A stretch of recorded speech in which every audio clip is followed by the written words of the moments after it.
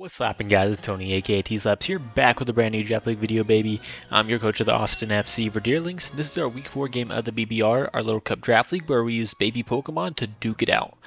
This week we're going up against General Tar Heel, coach of Playmore Esports. Of course, you can go check out our opponent and all the other BBR coaches down in the description below, so be sure to hit that like button if you do end up enjoying the video, and subscribe if you are new, as new draft content is uploaded weekly on the channel.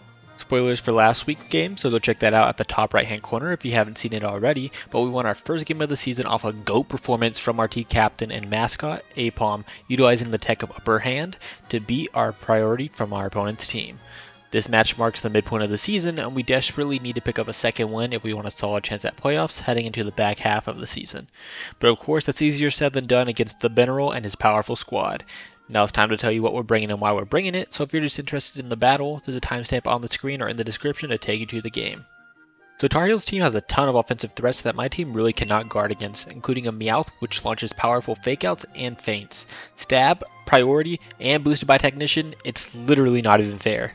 Pair that with Mach Punch priority from Timber that threatens my Apom, a defensive core of Marini and Tinkatink that's hard for my Apom and Cutiefly to break through, and Tar Heel's team really just matches up well against mine.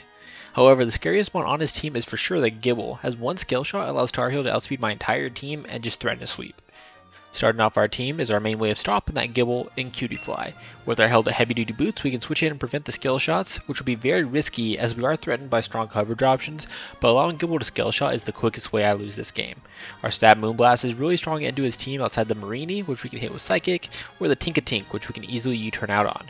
Lastly, we have Tailwind, as this will allow us to outspeed the entire team without getting up Sticky Web for the contrary Snivy, allowing either Cutiefly to sweep our endgame, or our second Pokemon on the team, Qfant. Offensively, Qfant has such an amazing matchup as nothing can take a Heavy Slam on switch in other than Marini, which can just get followed up with an Earthquake. We're carrying Stealth Rocks, as if we can get those up, it just makes my offensive threats that much harder to switch into. And finally, we have Play Rough in order to deal just a tad bit extra damage to that Gible and Timber, which we speed tie at max speed or just outspeed in Tailwind, or if they're just not max speed, then we can outspeed them. This is one of our EVA-Lite users, as it allows us to have a soft check to that Meowth, which gets O-code by our stab heavy slams. Our next Pokemon on the team is the MVP of last week, Apom. We're rocking a pretty standard set with, yes, actually running Skill Link this week with the Silk Scarf set, as I anticipate a Rocky Helmet Tinkatink and wanting to limit taking both Life Orb Chip and Rocky Helmet damage on top of the Gible with potentially Rough Skin. Just want to limit that with our Silk Scarf. We're running a pretty standard set of Fury Swipes for damage, Fake Out for consistent priority, U-turn for switch initiative and getting out on the obvious Tinkatink or Marini, and Knockoff to remove important items across this team. Making its return since week 1 is our Coughing, rocking a bulky attacking set in order to help me deal with the Timber, which otherwise pressures my Apom. We're running enough defensive investment to consistently beat an Iron Fist bulk up Timber, which we can threaten with powerful Sludge Bombs. We have Flamethrower in order to chip down his Tinkatink, and Thunderbolt, which can 2-hit KO EV-Lite Marini with our special attack investment. We're running Oran Berry with Pain Split to ensure Coughing's longevity this game as an important defensive piece, as an EV-Lite on this would just get knocked off by the Timber anyways.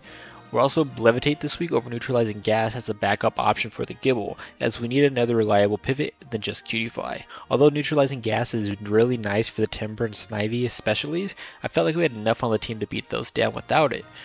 One way we consistently beat down the Snivy is with our EV-Lite Krogunk. We're running another Dry Skin Krogunk this week in order to take advantage from the Water Stabs from Marini and use it to recover HP as well, where we can threaten it with EV-Lite or any item on Tar Heel's team with a knockoff. We're running Poison Jab as our main way of consistent damage, Earthquake to hit the Tinkatink and Marini, and Upper Hand to hit that Meowth before a feint. Fake Out will always hit before our Upper Hand, but because he'll be worried about Vacuum Wave after the fact, he'll probably always click Feint for the KO, which allows us to out-prioritize him with said Upper Hand and pick up the KO on the Meowth instead. Finally, I wanted a Pokemon that can consistently pressure the Tinkatink, as that's the main Pokemon standing in the way of our Apom and Cutiefly from just running away with this game. Also, having a pivot into Snivy and Zoro would be great, so we're rounding out the team with our Houndour to cover these bases. Running a near identical set to last week with Dark Pulse and Flamethrower as our main stabs, Psychic Fangs to hit the Marini, and Sucker Punch as priority against Tar Heel's team, with the Life Orb to boost the power of these moves. The main idea is to U-turn with Apom or Cutiefly on the Tinkatink and get in Houndour just to rip apart Tar Heel's team with strong attacks. That's going to be our team for week 4 of the BBR. What do you guys think of the team? Let me know in the comment section below what changes you would have made to the team. Tar Heel definitely has one of the best teams in the league in my opinion, and both of us really need this win to keep playoffs in our grasp, so we need to bring our A game against the Beneral and play more esports. I want to thank you guys so much for sticking around, and hit that like button if you did end up enjoying the team builder. Now let's not hold back the game any longer, let's get right into this battle. And here we are getting into week number 4 of the BBR, going up against General Tar Heel and Playmore Esports. Let's see what 6 he decided to bring here. So we're going to see the Snivy, the Timber, the Zoro, which is a little annoying to see, of course. The Imposter, not Imposter, is that what it's called? No. What do you, Disguise, the Imposter. The Disguise always makes it kind of difficult to figure that out, and so you got to play careful with that, right? The Marini and the Tink. So things we don't see the Meowth. That's actually so crazy. No Starly's nice, and no Bramlin. No Meowth is actually insane. I'm guessing Gibble is his way to win this game. We do see it, which is good that I brought Levitate on this. However, I kind of wish that maybe I kept the EV Light instead now. So my plan always was to lead A-Palm, I think, here in this matchup. Although, without... Yeah, actually, I do want to lead A-Palm, I think. If he leads Tink, that's fine. I can U-turn out and go from there. I suppose we can see what item he has and things like that. So good luck, have fun to Ben. This is the midpoint of the season, so we're really trying to claw ourselves back into a good chance at playoffs. We're going to see him lead with Zenka, which is the Timber here. So I can't really stay in here in case it's Mach Punch, unfortunately. I mean, I could Fake Out here. Fake Out's pretty free. Although if he's Covert Cloak and I get Drain Punch, that's pretty awful. So I am going to go hard into my Coughing here. I don't want this to be like Covert Cloak or something like that. That would be awful. So we're going to go into Coughing here. When you see a knockoff come out. Ouch. That does a ton. I don't know how he got that roll. He has to be like an item, like a boosting item or something. Is he like Sheer Force Life Orb? Maybe Sheer Force Life Orb. No, because I would. That's not how that works. That's not how that works. I'm making Pain Split here for free. I'm just trying to figure out how he did that much damage. Was this Zorua, like with a physical Zorua? Yeah, okay, this is Zorua. Mean that I probably died to a Psychic move here. So I'm gonna double out on a Knock or an Extrasensory and go into my Houndour here. Good to know. So this is Zorua based on that damage roll. As we are gonna see the Extrasensory. Okay. So good to know. We're going to go into Houndour here, and we get to fire off a Flamethrower for free against this team. I could also Dark Pulse. I will Flamethrower and gauge some damage on his team. I really want to Dark Pulse on a mid-ground with that Marini, but it's okay. So we do know the Zorua is not Scarfed, and it's also disguised as the Timber. So we're going to see this thing come in. We're going to fire off a Flamethrower. We got like 25% maybe. Kind of want to Psychic Fangs low-key, but we'll go... How much is Mudshot doing? I can go into Timber here. Not Timber, I can go into my Krogunk here. He's going to Mudshot and it's going to do a lot, but getting my knockoff on this thing, it's just so valuable. We're going to see Mudshot come out, yeah. Going to do a good amount. It's going to outspeed me now, but getting this knockoff is super important. And we can just play from there. I really want this knockoff on this. So having upper hand might be, it's kind of useless now. So that's a little unfortunate. We did make that last second change. So I'm going to go ahead and just knock off here. Try to remove this EV Light. If he allows me to, like, we're in a phenomenal spot. I guess worst case is he goes Tink, but I think I would take that damage. He's going to miss the Mud Shot. That's super crucial for us. Now we get a knockoff and remove this EV Light. So I'm going to pivot out now. I'm going to conserve health now that I'm able to. Let's go into A-Palm here. I don't mind going into A-Palm and just firing off a U-turn. I think that's fine with me. Going into A-Palm and clicking U-turn. If I'm wrong, however, then I feel like I'm just in a neutral spot anyways. I think I just take my mud shot here and I click EQ. Yeah, he doesn't really have a great switch into the CQ anyways, so we'll click it. I do... Oh, he's gonna have stockpile. I do regret not having... whatever it's called, vacuum wave now. That'd be really, really nice for the Zorua, but we had an upper hand for the Meowth switch last second, so it's gonna do a decent amount. Not gonna kill. So I can EQ again here, and like sure he's gaining an HP every time, but I don't mind. Dang, I really wish I had vacuum wave now. Is there any other play for me to make here? I don't think so. Kaz is a lot more helpful now, which is nice. In fact, I might be able to go into Kaz here. Actually, I do want to conserve it. The Eaglet's going to be super useful now. I'm going to EQ again. Missing mud shots super bad for him.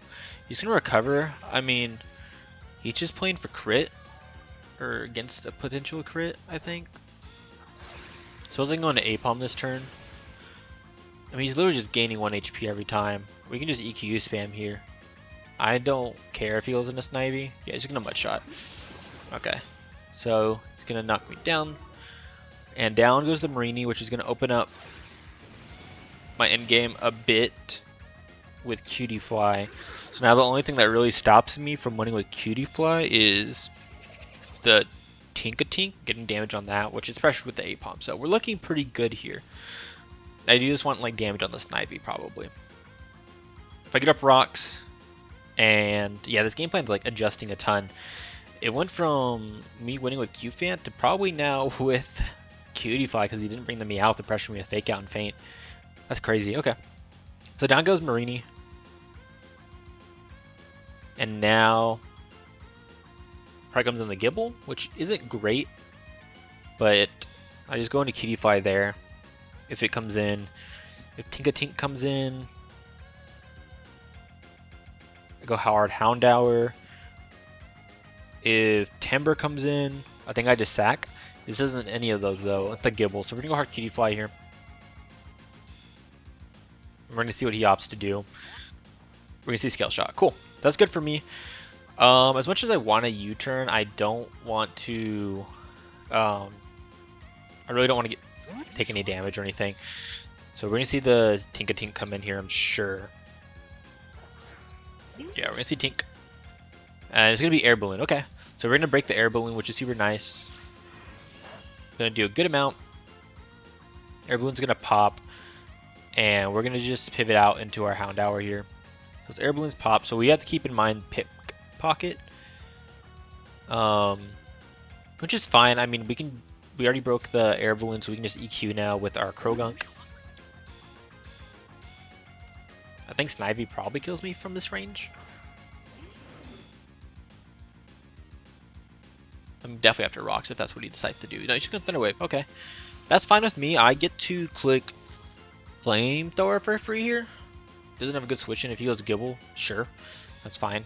I'm gonna click Flamethrower here and hopefully just claim one. Yeah, getting up those rocks are going to be super important in case that's like a Sash Zorua or something like that. So I do need to find an opportunity to do that. He's going to go into Gibble. So if I can get a Flamethrower off on this, that'd be super nice. We are going to get the Flamethrower. Going to do about a third. Does Sucker kill this Gibble? It does not. I'm just going to go... Do I live in Ironhead with my Cutiefly? I think Sucker's my best bet here. Well, keeping this healthy for Zora is really nice still, too. We can go hard Cutiefly here. If I'm wrong, any Iron Heads. Or we can just sack Kirby here. I think I just sack Kirby. Yeah. I don't need it for anything at this point. I guess it'd be nice for the Snivy, but if he Scale Shots, that's fine. I live with Qfant and I can EQ it. Or Play Rough it. He's gonna Earthquake. Okay. So we're gonna sack our guy here. And we get to go into Cutiefly again here. And just slowly make effort on that. Slowly make effort on that Tink here. Like I said, I don't have Bug Buzz on this, so I don't technically like Oko the Snivy straight out with this Cutiefly, but he doesn't know that. Gonna go back into the Tink, of course. And we're gonna bring it to just below half. And let's go back into Houndour, I think, here. Or I can go into Kaz, but I kind of like keeping my Eviolite there for the Snivy, because this is kind of my main Snivy check now. I could go into Owen here as well. Owen doesn't seem bad. So we'll do that this time around. We're going to Owen. Well, I guess keeping you healthy for Timber would have been nice too. I guess, yeah, I should have just sacked the Houndour. I guess I kind of wanted to call him making an aggressive switch. And he's just going to go into this. So if Gibble comes in, that's bad. That's fine. I'm going to click Flamethrower here, just get some more chip on it. I think even... Yeah, I think this Flamethrower is fine here. Nothing on his team appreciates this. Even if Gibble comes in, you can go for the Ice Hammer. Okay.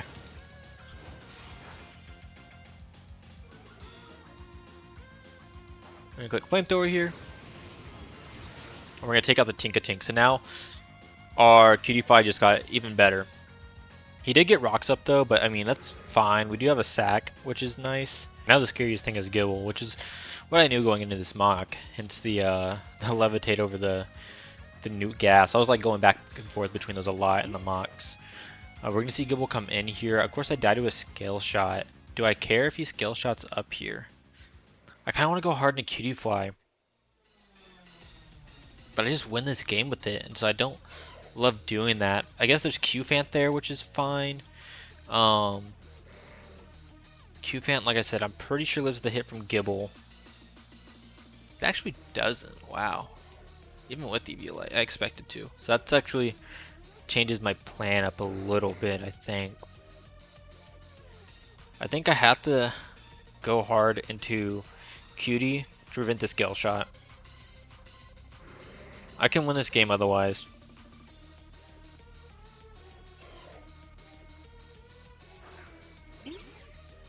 So I just lose if he scale shots.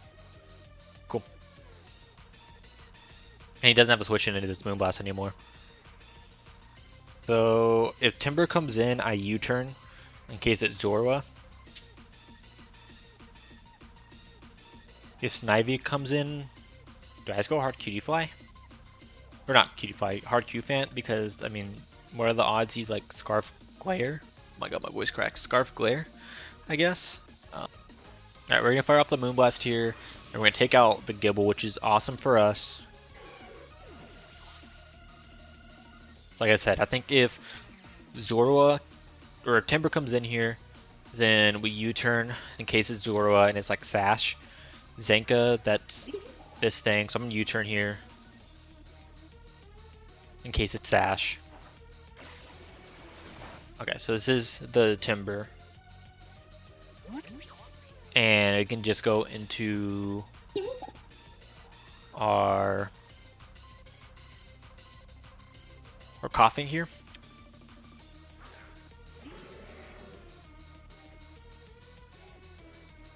As he fire punches, it's gonna take me out. I don't think I kill this thing, huh? With Cutiefly, if it's like an Eviolite set. I don't, but if I fake out, then I do. So I think I just sack Apom. To get this fake out damage off.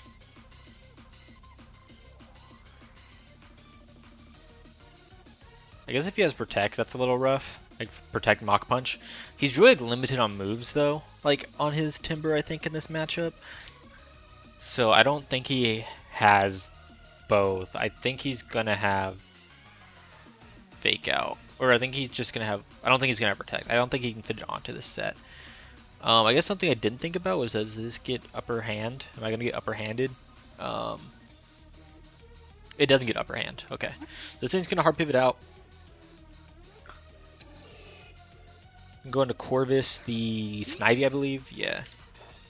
So we're gonna get a fake out off. Gonna do a good amount of damage. Maybe knockoff was better. No, because I needed to prevent Mach Punch in case it wasn't. This thing's obviously not Eviolite, right? I can go into Kaz here, I think is the play. He's gonna Leaf Storm. I think I live 2.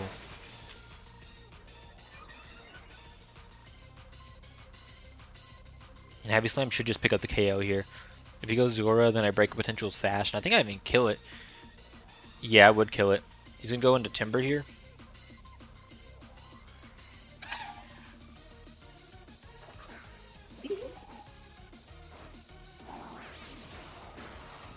By Zoroa? Oh my god. Zoroa's gonna go down, and it wasn't Sash. So I do have speed, or I speed tie with this Timber, unless he's max speed. In which case we speed tie. Do I lose anything by risking it? I don't think so. If I'm wrong, then I get to go into Apom, fake out, and go from there. So I think I just stay in and risk it and see if we can kill. If I play rough here, outspeed, I bring it to about half, but then just gets all its health back as well though. So I don't gain anything from that. Whereas I guess that Houndour here and keep this outside of Leaf Storm range, which seems fine. Yeah, I think that's a better play. I think I sack Houndour instead.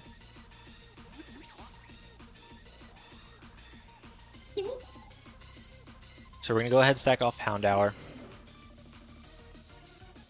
He's gonna get back up to full, unfortunately, with that Drain Punch damage. But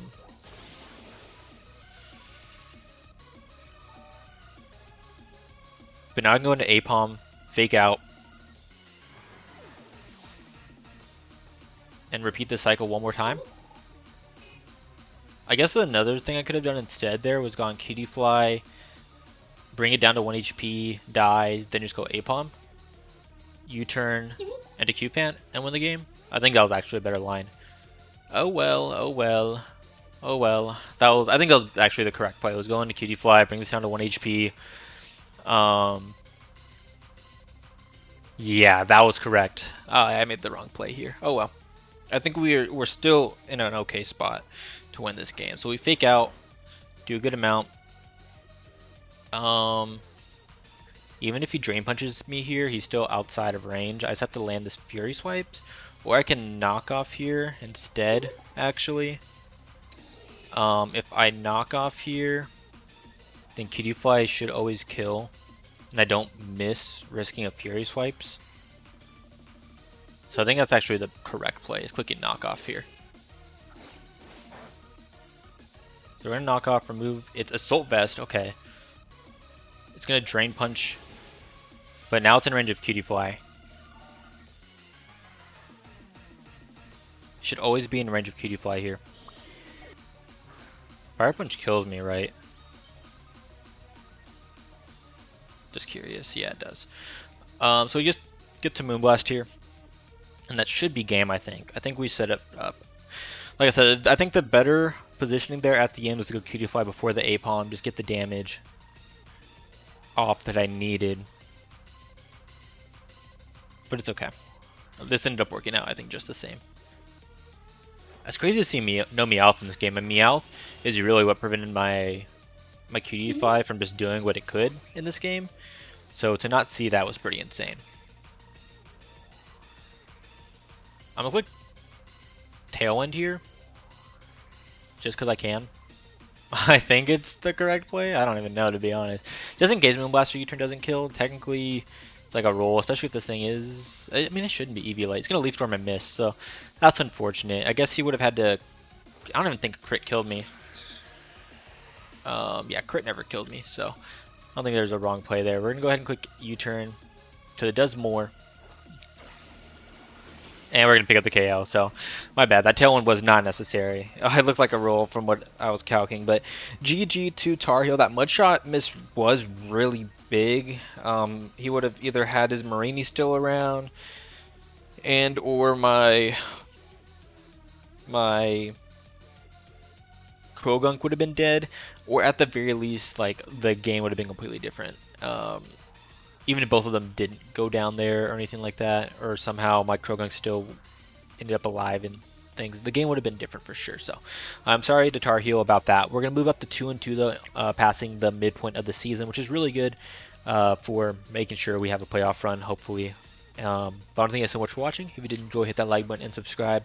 We've got 2 draft leagues on the channel every single week, and I'll see you guys next time. Peace.